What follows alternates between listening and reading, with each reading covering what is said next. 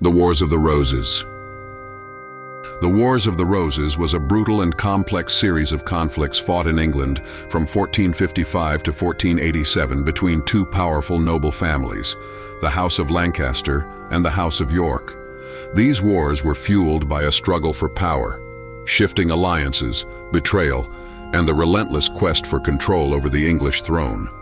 This period was marked by bloodshed, political instability, and a weakening of royal authority, casting a dark shadow over England's landscape and leaving a legacy of terror, broken families, and endless suffering. The seeds of the Wars of the Roses were sown long before they began. The conflict had its origins in the complex politics of medieval England and the weakened state of the monarchy. For generations, kings from the Plantagenet line ruled England, but by the mid-15th century, the country was plagued by a struggling economy, social unrest, and weak leadership. The central issue was the throne, which the Plantagenet family had held for centuries. However, different branches of this family felt they had competing claims. The conflict centered on two branches of the Plantagenet family, the House of Lancaster and the House of York. The Lancasters were symbolized by a red rose, while the Yorks were represented by a white rose, hence the name Wars of the Roses.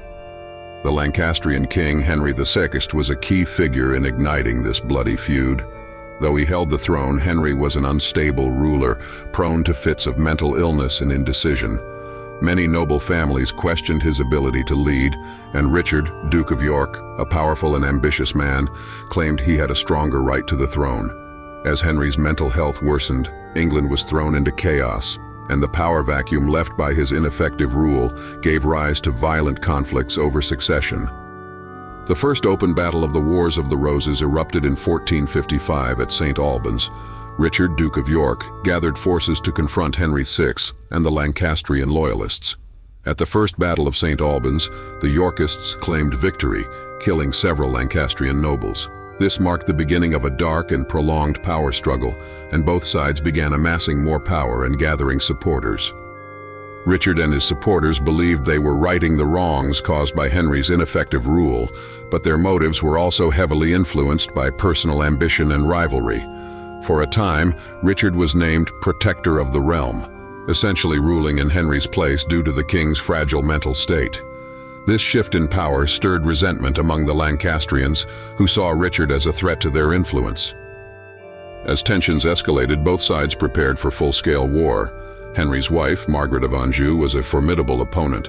Fiercely loyal to her husband and her young son, Prince Edward, she took on the role of leader for the Lancastrian side. Margaret was relentless in her determination to secure the throne for her son, seeing York's ambitions as a direct threat to her family's future. Under her command, the Lancastrians grew stronger, gathering supporters who were promised wealth, power, and influence. In the following years, a series of bloody battles took place. England became a land torn by violence, with noble families forced to choose sides, often resulting in tragic consequences for those caught in the crossfire. Battles like the Battle of Wakefield in 1460 saw the death of Richard, Duke of York, a devastating blow to the Yorkists. However, Richard's death didn't end the conflict, it intensified it. His son, Edward IV, rose to power, determined to avenge his father and claim the throne. In 1461, Edward won a decisive victory at the Battle of Towton, one of the bloodiest battles in English history. The ferocity of Towton was staggering. It was said that the snow was stained red with the blood of fallen soldiers. Edward's forces crushed the Lancastrians, and he was soon crowned King Edward IV.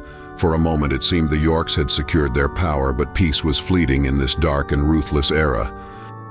Edward IV's reign brought temporary stability, but it was marred by betrayals, shifting alliances, and mistrust. Even among his closest supporters, envy and power struggles festered.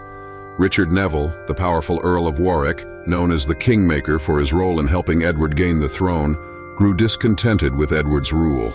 Warwick switched sides, aligning himself with the Lancastrians in hopes of putting Henry II's back on the throne. This defection was a severe blow to Edward and led to a resurgence in fighting. Edward eventually reclaimed his throne after defeating Warwick and his allies, but the peace was not to last. When Edward IV died in 1483, a new chapter of treachery and ambition began. Edward's son, only 12 years old, was set to become king as Edward V, but he was deemed too young to rule. Edward's brother Richard, Duke of Gloucester, seized the opportunity to take control. Under dubious circumstances, Richard declared Edward's children illegitimate and imprisoned them in the Tower of London. Richard then declared himself king, becoming Richard III. His rise to power was surrounded by a dark mystery, the disappearance of Edward's two young sons, often referred to as the princes in the Tower. Many believe that Richard had them killed to secure his claim to the throne, casting a shadow of infamy over his reign. The boy's fate remains one of England's darkest mysteries and has haunted the legacy of Richard III, who was portrayed by many as a ruthless, power-hungry usurper. Richard's rule was plagued by distrust both among the nobility and the common people. His unpopularity and the questionable legitimacy of his claim led to further instability. Meanwhile, a new threat was rising in the form of Henry Tudor, a distant relative of the Lancastrian line who had been exiled to France. In 1485, Henry landed in England and gathered support to challenge Richard. The two forces met at the Battle of Bosworth Field, where Henry's army ultimately defeated Richard's. Richard was killed in the battle, ending the reign of the Yorkists and the Wars of the Roses. Henry Tudor's victory marked the beginning of a new era. He was crowned Henry VII and married Elizabeth of York, Edward IV's daughter, symbolically uniting the feuding houses of Lancaster and York.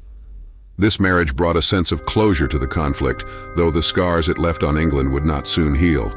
Henry VII founded the Tudor dynasty, which would rule England for over a century, bringing a period of relative stability after years of bloodshed. The Wars of the Roses had devastated the English nobility, as countless lords and their heirs were killed, families torn apart, and estates ruined. Many of the noble houses that had once been powerful were either wiped out or left in shambles.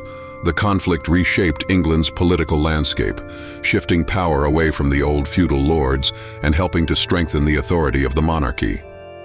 The Wars of the Roses was one of the darkest chapters in English history, marked by betrayal, ambition, and the relentless quest for power. These wars had a profound impact on England's political landscape, leaving a legacy that would influence future monarchs and the nation itself for centuries. The haunting stories of battles, betrayals, and the infamous princes in the Tower remain a subject of fascination and serve as a reminder of how ambition and rivalry can plunge an entire nation into chaos.